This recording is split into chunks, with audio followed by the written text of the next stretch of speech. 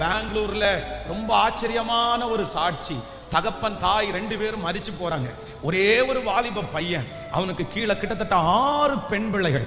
6 பெண் பிள்ளைகளையும் அம்மா அப்பா 2 பேரும் இந்த பையனுடைய கையில கொடுத்துட்டு 2 பேருமே இறந்துட்டாங்க.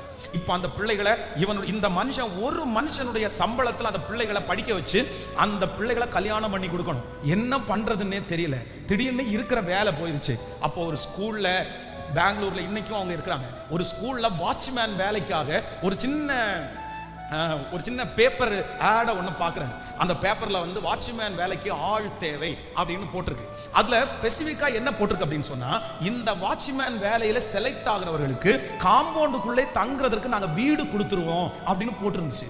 உடனே இந்த மனுஷன் அந்த பேப்பர் கட்டிங்கை எடுத்து வச்சு ஜோம் பண்ணி, அப்பா எனக்கு ஒரு வீடு கிடைச்சிச்சுன்னா அந்த வீட்டு வாடகை கம்மியாகும், இந்த வேலை எனக்கு கிடைச்சா நல்லா இருக்கும்னு ரொம்ப ஜோம் பண்ணி அந்த ஸ்கூலில் அந்த இன்டர்வியூக்காக போய் நின்னா கிட்டத்தட்ட 300 பேர் பக்கத்துல லைன்ல நின்று இருக்காங்களாம். இவர் பார்த்த உடனே மனசே விட்டுட்டாராம். லைனா நின்று இருக்கிறாங்களாம் அந்த வேலைக்கு.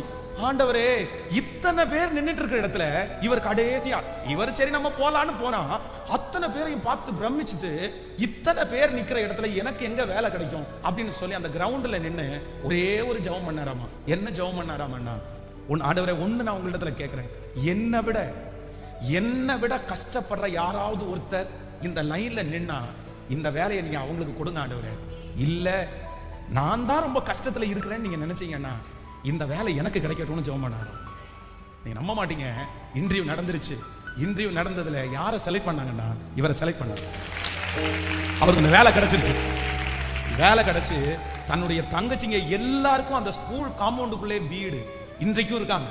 அந்த ஸ்கூல் காம்பவுண்டுக்குள்ளேயே 6 பெண் பிள்ளைகளுக்கும் அங்கேயே திருமண ஏற்பாடு, எல்லா காரியத்தையும் முடிச்சு அவரும் இன்னைக்கு ஃபேமிலியோட செட்டில் ஆகி கர்த்தர் அவரை கிருபையா வச்சிருக்கிறார்.